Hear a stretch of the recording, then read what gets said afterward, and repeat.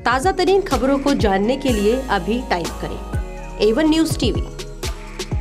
नीचे दिए गए सब्सक्राइब बटन को दबाएं और नोटिफिकेशन के लिए दिए गए बेल आइकन पर क्लिक करें। हमारे वीडियोस को लाइक, शेयर और कमेंट करें। नमस्कार, मैं हूं Megha Verma. A1 news TV में आपका स्वागत है। बुलेटिन का रुख करते हैं कुछ अहम खबरों के साथ। उत्तर प्रदेश के अमरोहा में एक चुनावी सभा को संबोधित करते हुए प्रधानमंत्री नरेंद्र मोदी ने विपक्ष पर निशाना साधा है। उन्होंने कहा, आतंकियों को उन्हीं की बातों में जवाब देना हमारे देश के ही कुछ लोगों को परेशान करता है। जब भारत डंके की चोट पर दुश्मन को मारता है, तब कुछ लोगों को हिंदुस्तान में रोना आता है।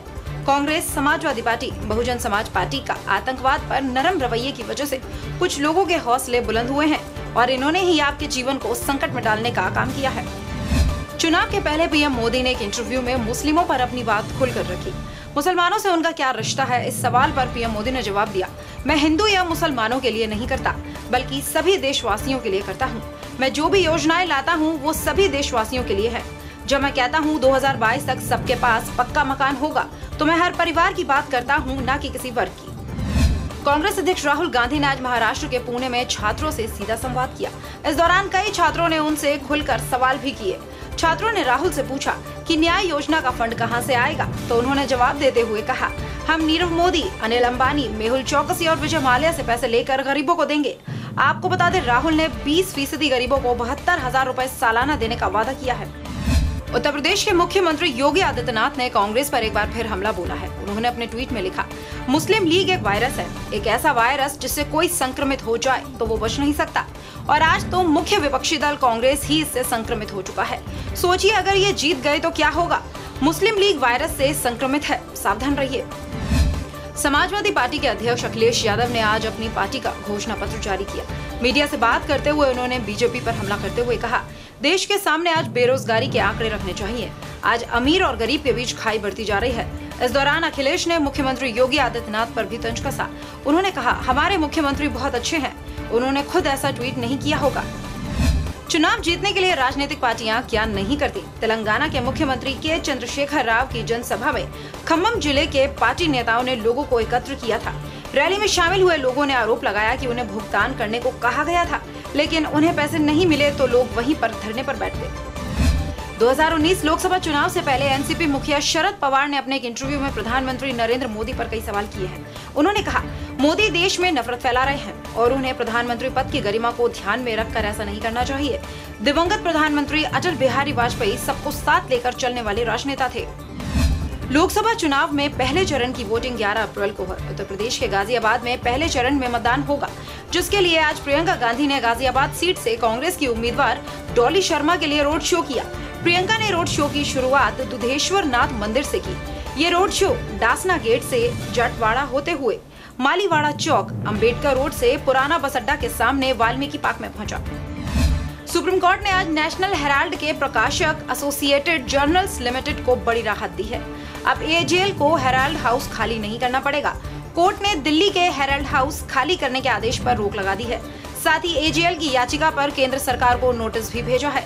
केंद्र को 4 हफ्तों में अपना जवाब दाखिल करना होगा। मध्य प्रदेश की इंदौर लोकसभा सीट पर बीजेपी ने अभी तक किसी भी उम्मीदवार का ऐलान नहीं किया है। इससे मौजूदा सांसद और लोकसभा स्पीकर सुमित्रा महाजन काफी नाराज हैं। उन्होंने एक पत्र जारी करते हुए कहा, वो इस बार लोकसभा चुनाव नहीं लड़ेंगी। उन्होंने सवाल किया, अभी तक प्रत्याशी का ऐलान क्यों नहीं किया गया है? क्या पार्टी को किसी तरह का संकोच हो रहा है? उन्होंने पूछा कि अनिर्णय की स्थिति क्यों है? आरजेडी प्रमुख लालू प्रसाद यादव की जमानत याचिका पर सुप्रीम कोर्ट 10 अप्रैल को सुनवाई करेगा। करोड़ों रुपए के चारा घोटाले से जुड़े 3 मामलों में लालू को दोषी ठहराया गया है। चीफ जस्टिस रंजन गोगोई की पीठ ने सीबीआई से इस मामले में 9 अप्रैल तक जवाब देने को कहा है। आपको बता दें, लालू के वकील कपिल सिब्बल ने जमानत याचिका पर तत्काल सुनवाई की मांग की थी। संयुक्त अरब अमीरात प्रधानमंत्री नरेंद्र मोदी को दोनों देशों के बीच रिश्तों को नई ऊंचाई पर ले जाने के लिए सम्मानित करेगा। यूएई के क्राउन प्रिंस शेख मोहम्मद बिन ने इसकी घोषणा की। उन्होंने कहा कि भारत के साथ हमारे ऐतिहासिक और व्यापक रणनीतिक संबंध है, जो मेरे प्रिय मित्र पीएम मोदी की महत्वपूर्ण भूमिका से मजबूत हुए हैं। यूएई के राष्ट्रपति उन्हें सर्वोच्च नागरिक पुरस्कार जायद मेडल से सम्मानित करेंगे। ड्रीम गर्ल और भाजपा की मथुरा से सांसद हेमा मालिनी पर वृंदावन थाने में आचार संहिता के उल्लंघन का मामला दर्ज किया गया है। उन्होंने छादा तहसील क्षेत्र के चेमुहा ब्लॉक के दिल्ली आगरा राष्ट्रीय राजमार्ग पर आझाई खुर्द गांव में बिना अनुमति चुनावी सभा की थी। सिद्धार्थनगर से ब्रजेश पांडे की रिपोर्ट के अनुसार डुमरियागंज से भाजपा प्रत्याशी जगदम्बिका पाल के समर्थन में कई दिग्गज नेताओं ने समर्थन किया। इस दौरान उन्होंने लोगों से अपील की, अगर आप लोग इस बार फिर से पार्टी के हाथ को मजबूत करेंगे तो सरकार आप लोगों के सहयोग में हमेशा रहेगी। इस दौरान विधायक राघवेंद्र प्रताप सिंह, सतीश द्विवेदी, राजकुमार जय प्रताप सिंह, सुभाष मौर्य, दिलीप चतुर्वेदी, साधना चौधरी, लवकुश ओझा के साथ भाजपा के कार्यकर्ता मौजूद रहे। दोहराएंगे नहीं, उससे आगे बढ़ के दिखाएंगे। आपको दिखलाई नहीं पड़ रहा, एक विजय लक्ष्य युवा सम्मेलन था केवल लोकसभा का, और इतनी बड़ी रैली का रूप ले लिया। आज पूरे प्रदेश की देश की हालत है, और इस प्रचंड गर्मी में 73+ का नारा है, हम उससे ज्यादा सीटें जीतेंगे।